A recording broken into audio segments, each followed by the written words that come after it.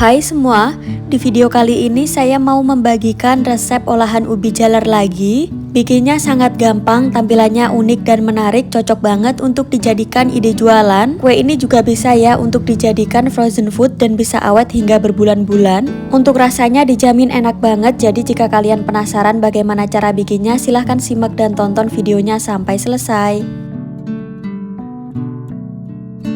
Langkah pertama, siapkan 400 gram ubi, kemudian ini akan saya kukus terlebih dahulu.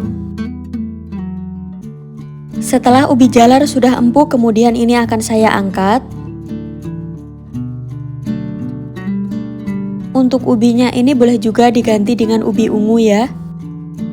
Selagi ubi masih benar-benar panas, kemudian ini akan saya haluskan.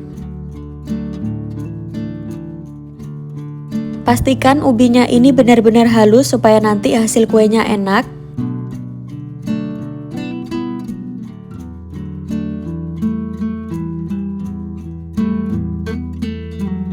Lanjut tambahkan 2 sendok makan gula pasir. Kemudian tambahkan juga 5 sendok makan tepung terigu.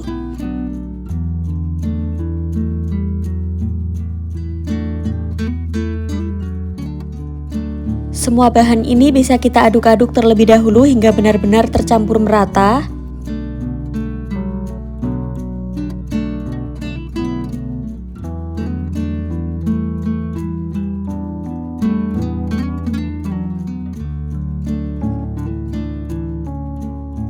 Ambil secukupnya adonan, ini tidak saya timbang ya teman-teman, cukup dikira-kira saja. Selanjutnya adonannya ini akan saya beri isian coklat. Jadi coklatnya ini saya pakai coklat batang yang sebelumnya sudah saya potong kecil-kecil. Kemudian ini kita bentuk memanjang seperti ini, pastikan bagian coklatnya tidak terlihat. Hasilnya kurang lebih seperti ini, pada tahap ini bisa diulangi sampai selesai. Oh iya, untuk isiannya ini selain coklat juga boleh diganti dengan keju.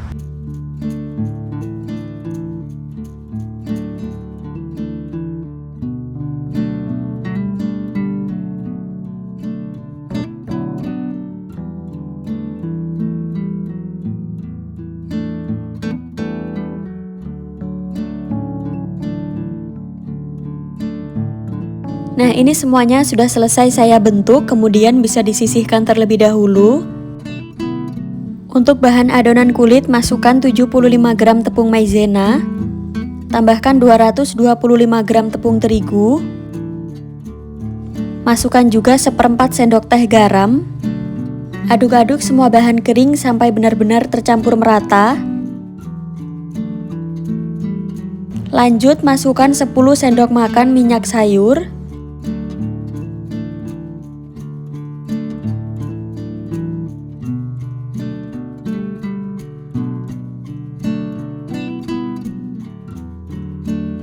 Ini bisa kita aduk-aduk terlebih dahulu, boleh juga langsung diuleni menggunakan tangan. Supaya lebih cepat ini saya uleni menggunakan tangan ya teman-teman, kemudian tambahkan 110 ml air. Untuk airnya dimasukkan sedikit demi sedikit ya teman-teman, jika dirasa adonannya sudah kalis untuk airnya tidak perlu dimasukkan semuanya. Jadi untuk takaran air bisa kurang bisa lebih ya. Ini kita uleni sampai adonannya kalis dan tidak lengket.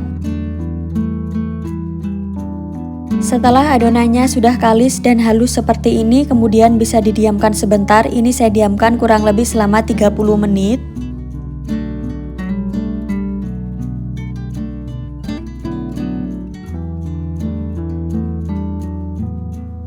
Nah, setelah sekitar 30 menit didiamkan, ini adonannya sudah menjadi lentur.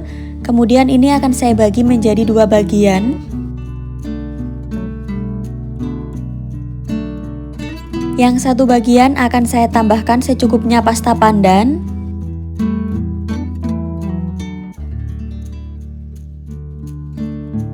Kemudian ini kita uleni sampai pasta pandannya ini meresap ke adonan.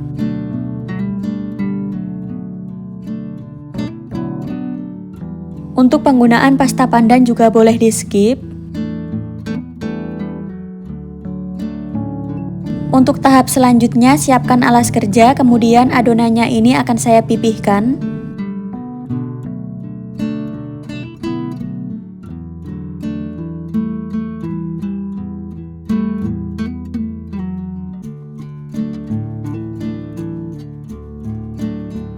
Supaya lebih mudah, ini akan saya bagi menjadi 2 bagian terlebih dahulu. Kemudian ini akan saya pipihkan kembali, pastikan adonannya ini tidak terlalu tebal juga tidak terlalu tipis. Jadi untuk tingkat ketebalannya bisa dikira-kira ya teman-teman. Nah jika sudah, kemudian ini bisa kita potong-potong seperti ini.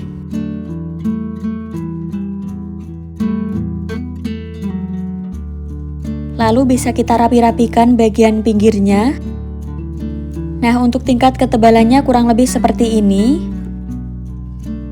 Selanjutnya ambil adonan warna putih, kemudian ini bisa kita pipihkan jadi sama seperti yang adonan hijau tadi.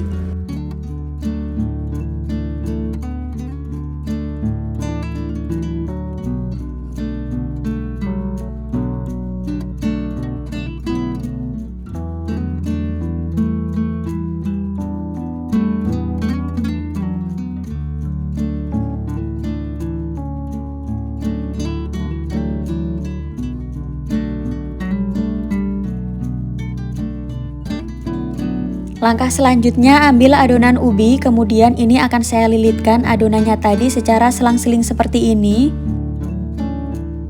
Caranya kurang lebih seperti di video ini ya teman-teman, usahakan untuk adonan ubinya tidak terlihat.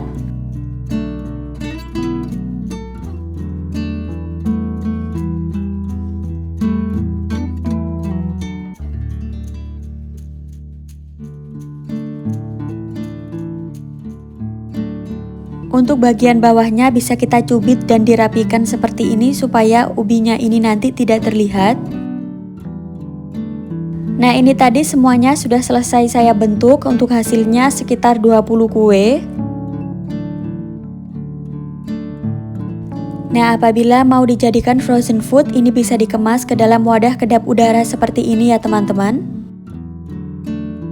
Untuk sisanya ini akan saya goreng ya teman-teman, jadi digoreng menggunakan api sedang cenderung kecil saja.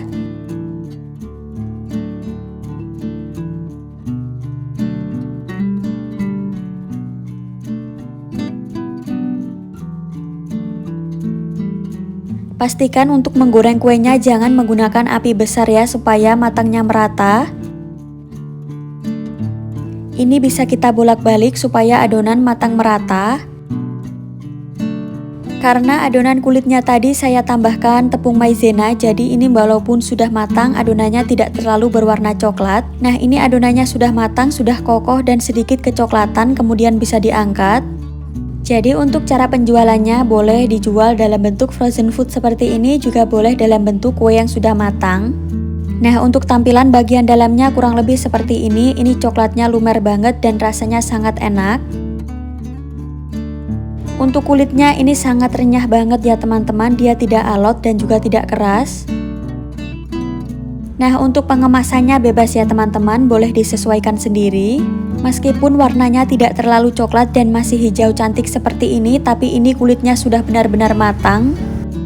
Untuk kulitnya ini sangat renyah banget ya teman-teman, kelihatan ya.